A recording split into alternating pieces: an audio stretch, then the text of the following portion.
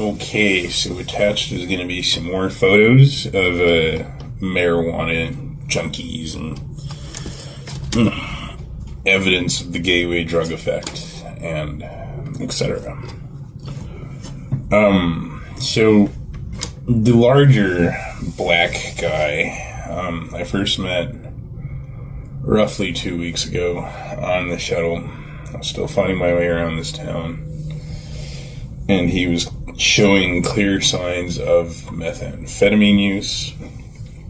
Now, I've been embracing conversations with these people because if I get a career in forensic psychology, the evaluations and assessments will require direct conversations with these people. So I just did some questions, some evaluative assessment, questions, practicing for a potential future career. And he was doing this, commonly known as the meth mouth, and couldn't sit still, kept twitching and moving, and his legs kept twitching. And so, I asked him, where is he coming from, to see if he knew, where he was. He didn't know which state he was in. He said he left Memphis. So we're in Virginia, and Memphis is in Tennessee. He doesn't have a vehicle, so it seemed very unlikely, unless he rode the Greyhound or a train. But even then, I don't know if it'll make it Memphis to here in under 8 hours. It might. It seemed more that he didn't even know which state or city he was in, because after Memphis, he gave other responses of different cities. He couldn't come up with a straight answer as to where he had left that morning. And he had a large bag with him, a traveler's pack, with presumably clothes and, all the items to his name he could carry on his back. And he got off the bus, and I recall thinking it's pretty insane that society has become so corrupt and law enforcement is so weak and corrupt and etc. that there's nobody I can call and report this man for clearly being under the influence of methamphetamines in public because of this weird, soy-cucked Christian mentality of, mercy and empathy for these people. Granted, I was one of those people at one point.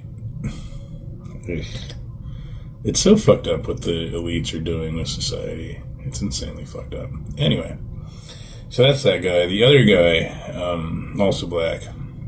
No, wait. So the first guy there that I just discussed, he left a house that I recognized as a drug house instantly. All the signs are there. It's got to be known to the police as a drug house, and the sheriffs, and the state police, etc. It's a 2-story with an attic, white house, and Merry Christmas is still in the window, even though it's April 8th.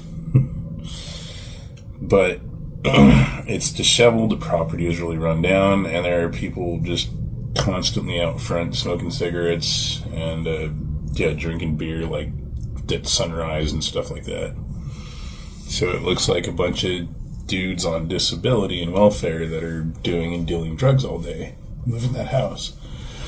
Excuse me, the pollen. Doing and dealing drugs all day live in that house, and the police are doing nothing about that.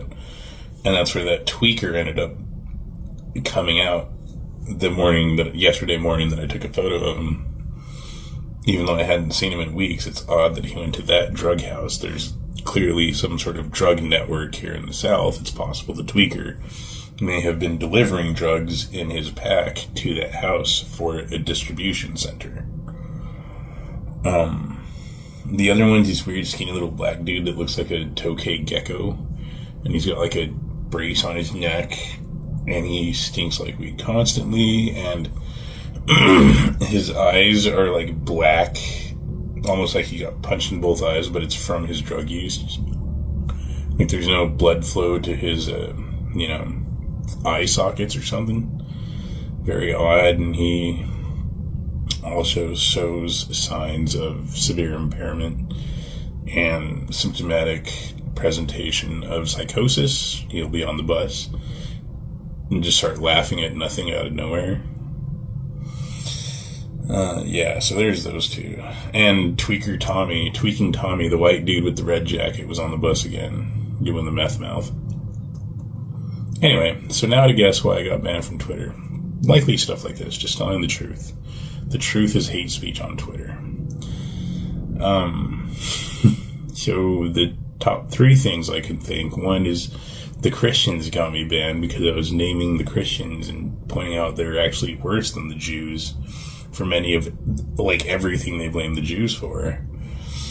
The second one is there was a woman named Julie Love that was gang raped and murdered by 5 black guys, and the judges let the black guys free because the ADL and NAACP and the civil rights and slavery and, the Black Lives Matter narrative show the blacks got to rape and murder with impunity because of politics and, psychological brainwashing.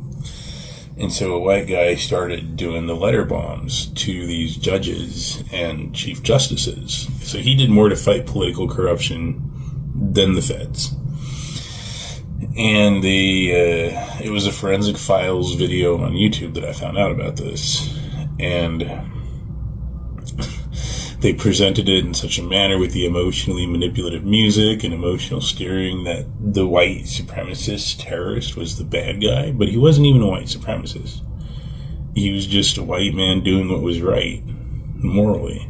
And so he got labeled a terrorist and a supremacist and all these slanderous, labels. But despite all their emotional steering, I still think that he did the right thing. He was the only good guy in that whole situation because nobody's holding these judges accountable for miscarriages of justice in the name of, political agendas and etc.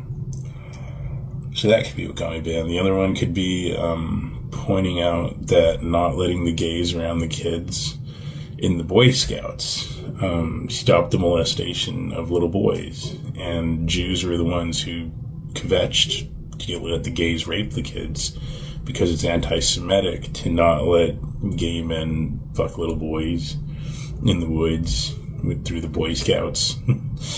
Hitler in the Holocaust or something. That may have got me banned, but it might not have just been that. It might have been that coupled with pointing out that the Epstein Island child raping billionaire pedophiles are the ones telling me that racism and sexism and homophobia are wrong and immoral, even though, they rape children. Anyhow.